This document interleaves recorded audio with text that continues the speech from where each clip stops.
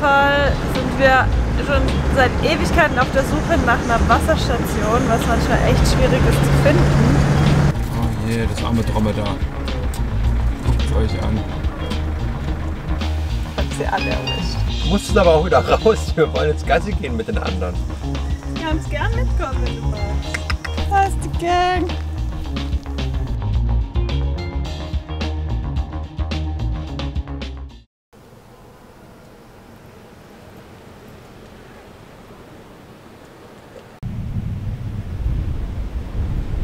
Hallo ihr Lieben. Hallo. Wir befinden uns wieder an der Küste. Wir sind zwischen Agadir und Tagasut.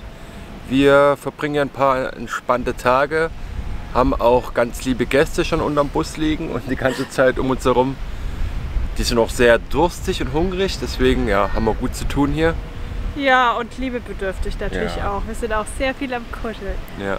Wir waren ja auch schon in Agadir in einer Auffangstation für Hunde und auch andere Tiere, die halt verletzt sind und krank sind, also die sie von der Straße geholt haben.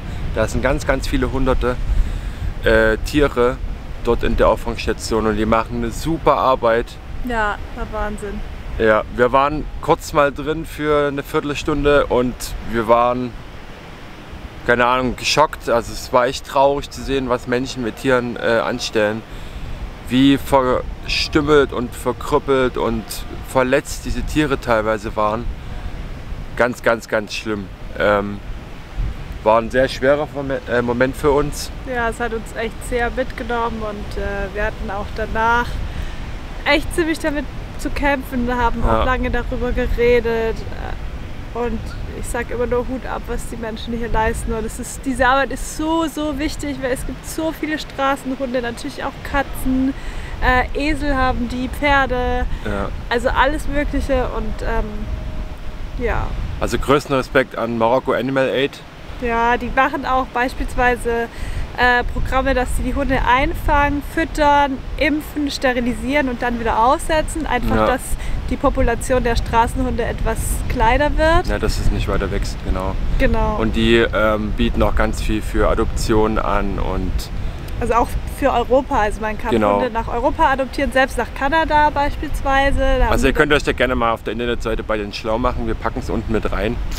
Und vielleicht findet sich der eine oder andere, der einem armen Tier hier helfen möchte. Ja. Wir haben jetzt selber noch eine kleine Spendenaktion ins Leben gerufen und hoffen, dass wir ein bisschen Geld zusammenbekommen, dass wir denen das übergeben können und die dafür dann einfach neues Futter und Medizin, also Medizin ist halt auch immer dringend benötigt und ja, und Impfung und natürlich genau. Kosten für die Sterilisation. Das ist alles recht teuer. Ja, auch Kosten für die Sterilisation. Und was wir auch noch machen, ist, dass wir morgen mit ein paar Hunden rausgehen. Ja, wir gehen mit ein paar Hunden spazieren, wenn es klappt, mal gucken. Und Tina hat noch was anderes im Hinterkopf, aber wir werden es sehen, mal gucken. Wir gucken uns jetzt hier erstmal am Strand um. Wir stehen nämlich hier am Surfer Beach.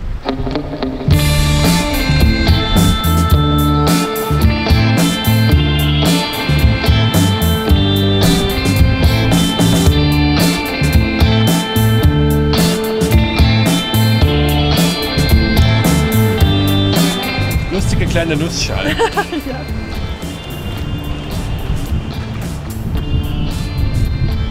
Scheint noch so halb intakt zu sein.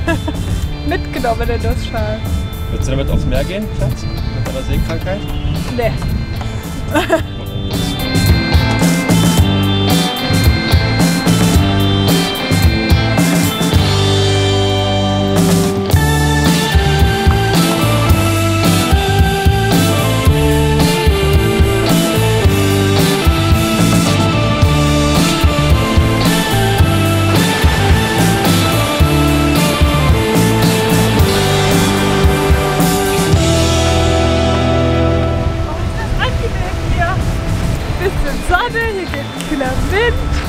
Blick aufs Meer.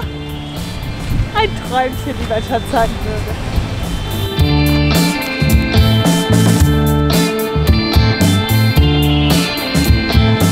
Eine sehr schöne Ecke. Total. Man muss sich nur mit Plastik mal ein bisschen wegdenken, das ist ja ein Paradies.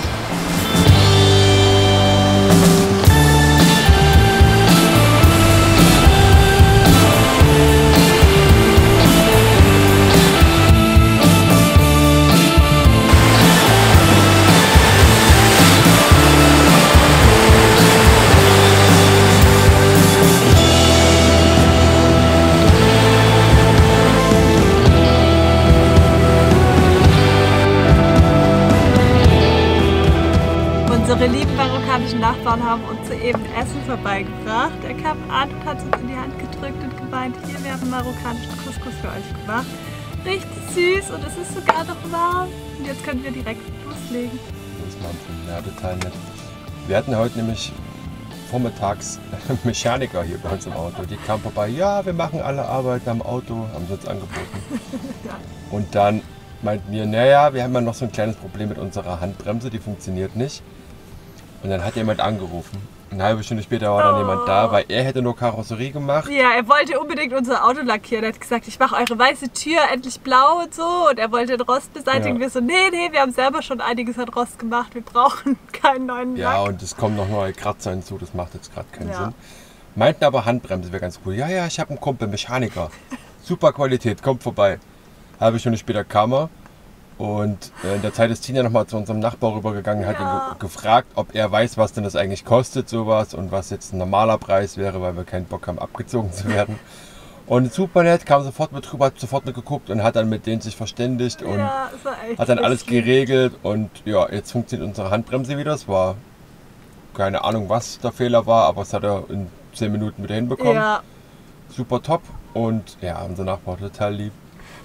Ist da schon jemand aufgeregt? ja, ich freue mich. Weil wir gehen jetzt wieder zu Morocco Animal Aid und gehen mit ein paar Hunden spazieren.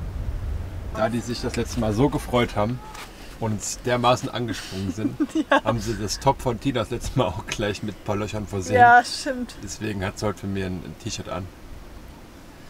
Genau, dass sie mich auch wieder anhüpfen können. Ja.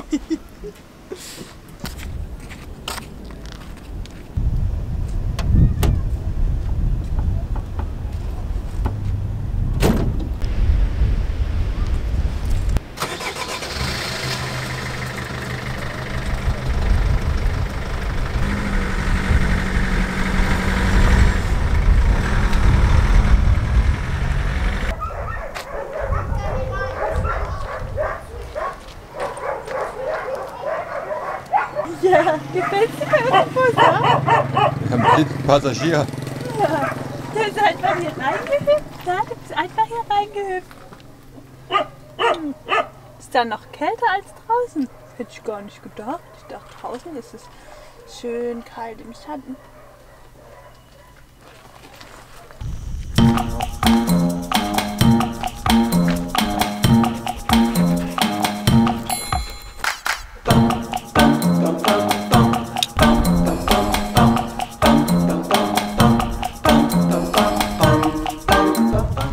Da ist die Gang. Die Gang ist am Start. So, seid ihr alle wieder etwas erfrischt? Power aufgetankt? Wollen wir weitergehen? Stefan ist bereit für die Massagebank. Die anderen beiden, die haben noch Bock. Ja. Na dann weiter geht's, ha? Wir gehen auch langsam, Stefan. Wir passen uns deinem Tempo an.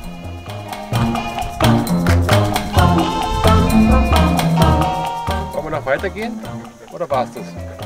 Was sagt ihr, Leute? Okay.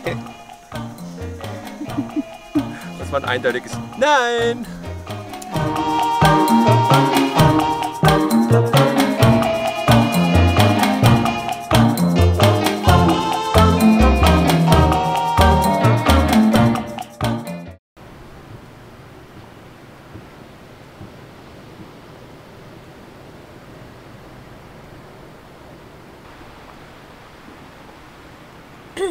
Wir sind jetzt fertig mit Frühstücken und müssen halt auf jeden Fall einkaufen gehen und für die süßen Hundis da draußen als Hundefutter kaufen und Wasser auffüllen. Und dann möchten wir nochmal bei der Auffangstation vorbeigehen bei Morocco Animal Aid. Nochmal die Hundis besuchen. Genau. Und wisst ihr was? Ich habe gestern liebevoll Trinknöpfe gebastelt. Mit der Form zurechtgeschnitten und dann habe ich die hier festgebunden. Weil sie die nämlich immer wegtragen, trotz dass da Steine drin sind, damit rumspielen. Und jetzt haben die heute früh einfach das wieder abgerupft da von der Laterne und naja. Ja, die wollten spielen. Jetzt haben sie halt wieder Steine drin in ihrem Trinknapf. Die wollten spielen und haben es einfach abgerissen. Denn Ja. wir haben noch geschlafen. Ich bin wach geworden, weil die mit ihrem Schwanz hier immer gegen unseren Bus gedonnert haben und sich so gefreut haben. Und da habe ich genau gesehen, dass sie den Trinknapf abgerupft haben und zusammen mit dem gespielt haben.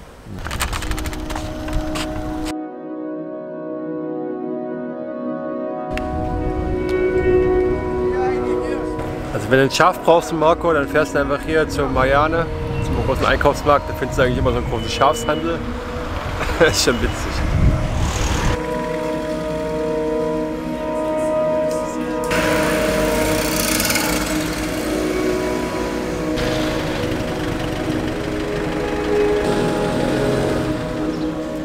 Hello again! Hello! Oh, Das war die beste Ausbeute, die es gab. oh, die habe ich früher übelst gerne gegessen. Ich kenne die gar nicht. Nee? Nein! Das ist geil. Ich hoffe, dass die noch so geil sind wie früher, aber... Ja, sie kamen nur 9, also 90 Cent. Sehr gut.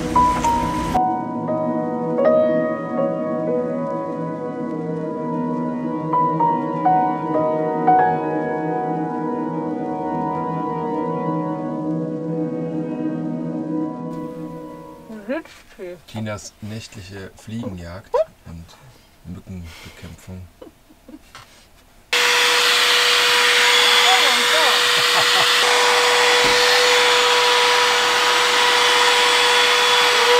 Ich bin schon immer voll eingemummelt und die schaffen es trotzdem, mich aufzuwecken und mich zu ärgern. Bei Marco können sie richtig attackieren, weil der ist immer halb aufgedeckt, aber dann kommen die noch zu mir und befallen mein Gesicht. Also, ne. Ich sag euch, der Staubsauger ist Gold wert. Wir waren gerade wieder im Shelter bei Marokko Animal Aid und wir sind einfach total begeistert und echt gerührt, was für tolle Menschen wir kennen, denn es sind echt einige Spenden zusammengekommen, die wir auch an Marokko Animal Aid heute weitergeleitet haben. Und dann waren wir heute nochmal spazieren mit 2 Hunden, weil wir gerne einen Hund dort adoptieren wollen. Und es ist gerade mega schwierig, eine Entscheidung zu treffen. Wir sind echt voll verliebt, weil es so viele tolle Hunde gibt und wir wissen jetzt gerade nicht, was wir machen sollen. Eigentlich wollen wir Cäsar mitnehmen. Das ist ein bisschen älterer Hund, der immer vorm Shelter abhängt und richtig süß verkuschelt ist und sich immer freut. Und jedes Mal, wenn wir ankommen, einfach in unser Auto hüpft und nicht mehr rausgehen möchte. Immer sofort drin. Der legt sich hier immer in unsere Küche und kuschelt sich richtig ran, ist richtig süß. Aber wir wissen nicht, ob er zur Adoption freigegeben ist. Das klärt sich gerade noch ab, also da können wir nur abwarten. Und dann haben wir 2 andere Hunde. Snapple und Potato. Ja, die echt süß sind. Und wir wissen jetzt einfach nicht, wie wir die Entscheidung treffen sollen. Und die haben alle ein schönes Zuhause verdient. Also was ich auch voll super finde für Leute, die nicht Hunde adoptieren können oder wollen, wie auch immer, egal ob es finanziell ist oder wegen der Zeit und so, kann man dort auch einen Hund sich aussuchen und sponsern und darf dann auch den Namen aussuchen. Und genau, einfach, dass die Hunde genug zu essen haben und dort verpflegt werden können. Und natürlich kann man auch immer spenden. Also die leben wirklich nur von Spenden und es sind die meisten, die dort arbeiten, machen das freiwillig und ich denke immer nur, wir ziehen den Hut für das, was sie leisten. Es ist so beeindruckend, wir sind so gerührt und begeistert, wie die das alles handeln. Liebe geht raus an Marokko Animal Aid.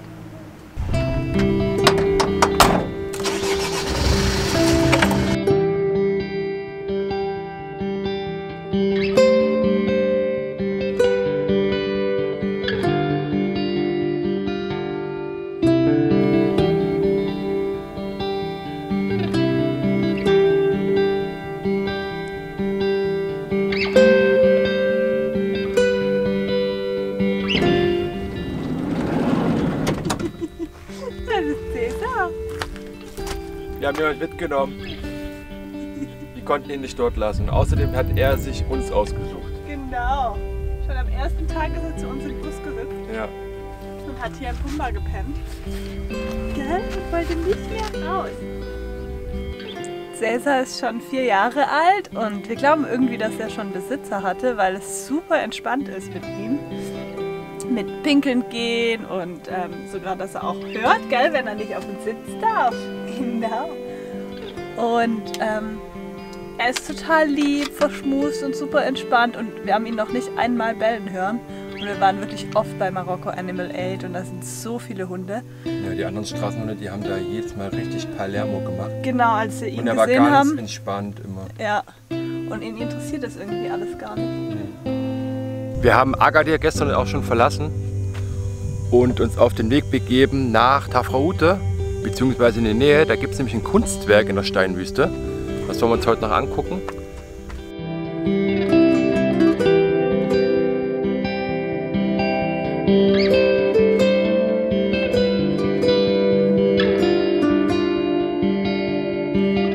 Also links runter gucken darfst du hier nicht. Alter Schwede, wie haben wir jetzt gemacht? 1000 Höhenmeter? Ja, das ist echt krass. Boah, Wahnsinn. Also ich würde sagen, 3 von uns leiden. Wobei es überhitzt. Ja, es ist übelst überhitzt, das ist fast bei 100 Grad. Cäsar ist es zu warm. Und mir ist schlecht. Usual business. Einer hält durch. Ah.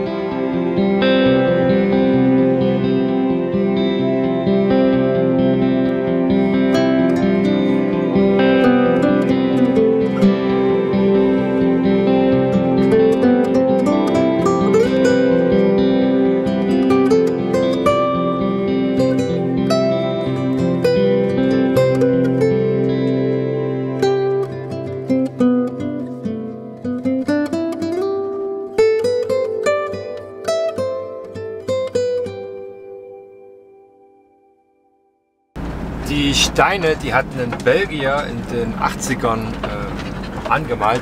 Der kam hier irgendwie mit mehreren Tonnen Farbe an.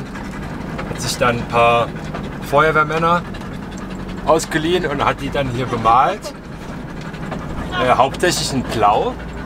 Und das hat er auch schon auf der Welt in ganz vielen anderen Ländern gemacht, in ganz vielen anderen Stellen. Soll wohl als Zeichen des Friedens gelten. Weiß man aber nicht so genau. Und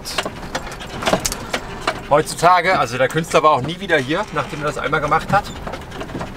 Oder sagt man zumindest. Und heutzutage machen das die Marokkaner halt selber alle ein paar Jahre. Die haben jetzt halt noch ein paar andere Farben dazugebracht. Irgendwie gelb, grün und weiß nicht was noch, werden wir gleich sehen.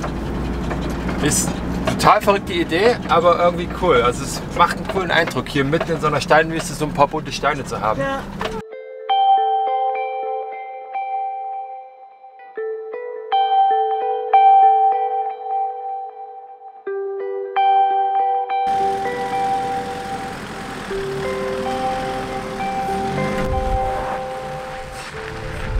Heidewitzka, schaut euch das an.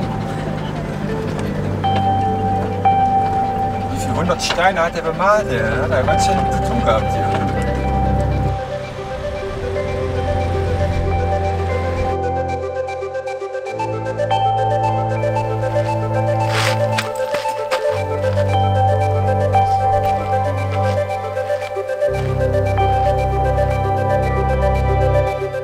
So unwirklich und so wunderschön zugleich. Echt der Wahnsinn. Und die bemalten Steine sollen als Zeichen des Friedens gelten. Das ist echt eine wunderschöne Idee. Könnte man viel öfters machen. Vielleicht bemalen wir auch bald Steine, ha? Ein paar Tonnen Farben mitnehmen. Dann bräuchten wir doch einen Anhänger. Das Areal ist riesig.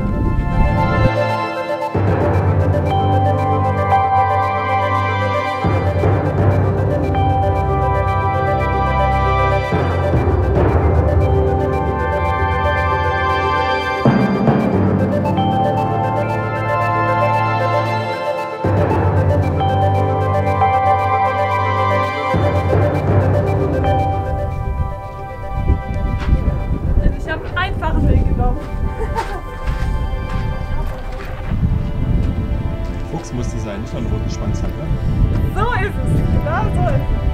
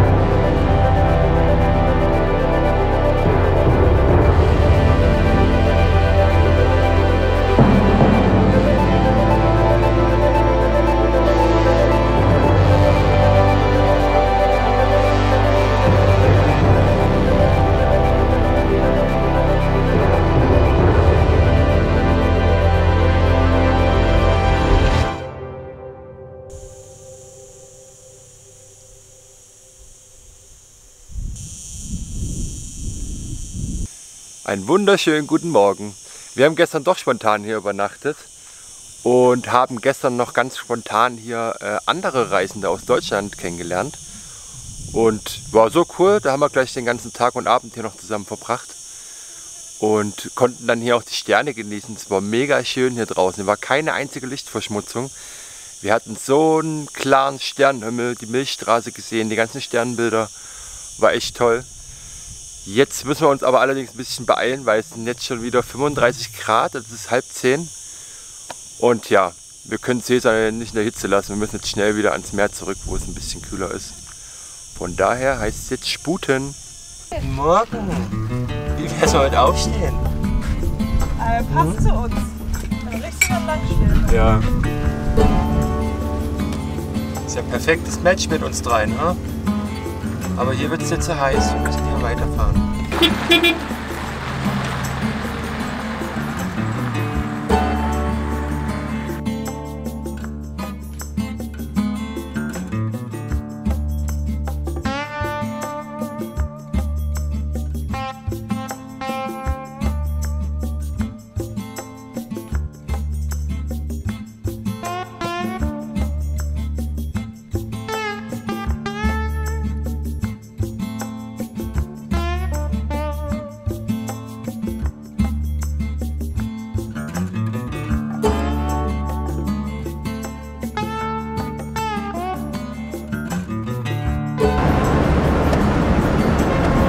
Ich weiß gar nicht, wie ich anfangen soll.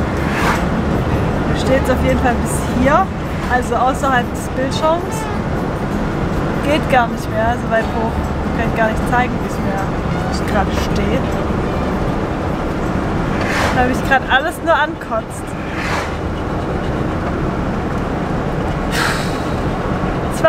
Es ist ein super anstrengender Tag. Es ist 8:30 und wir sind immer noch unterwegs. Zeit um 11 Uhr. Nur im Auto. Die ganze Zeit hoch, runter, rechts, links. Mega heiß, mega viel. Mir war es schlecht. Und hier, Cäsar ist völlig am Hecheln, weil es einfach so heiß ist. Und dann wollten wir an die Küste fahren. Da wären wir auch vor circa 2 Stunden angekommen, richtig? Ja. Aber unser Wassertank war leer und wir sind an der ersten Stelle vorbeigefahren, weil wir dachten, laut Parkverleih gibt es ja noch eine Wasserstelle an der Küste, die dann aber nicht funktioniert hat. Und deswegen mussten wir von der Küste wieder ins Inland fahren und haben uns mega abgeschwitzt, tun wir immer noch, um da verschiedene Wasserstellen anzufahren. Also wir mussten nochmal 40 Kilometer reinfahren, um dann wiederum festzustellen, dass alle Leute freitags ihr Wasser füllen.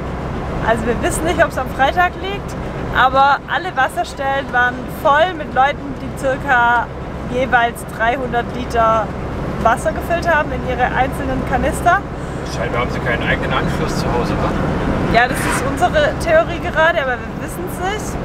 Also es war mega stressig. Wir haben jetzt auch unseren Wasserkanister nicht ganz voll, weil wir filtern unser Wasser und dadurch mussten dann andere Leute warten und es war uns dann auch unangenehm. Deswegen haben wir nur 30 Liter Wasser jetzt im Tank, was wir trinken können. Wie bitte? Der Druck war zu gering. Ach ja, der Druck war auch zu gering. So, und dann wollten wir weiter an die Küste fahren. Also da sind wir gerade auf dem Weg.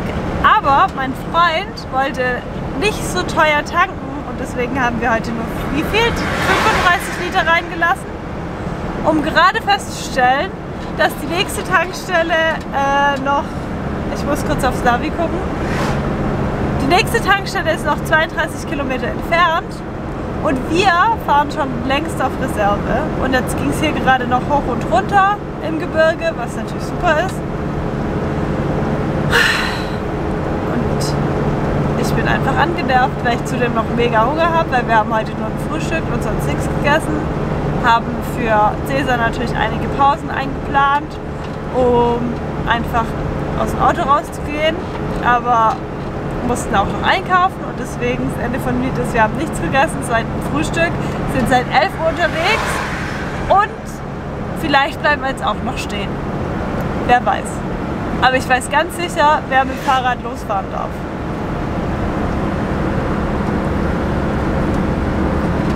Mein Fehler. Leben am Limit.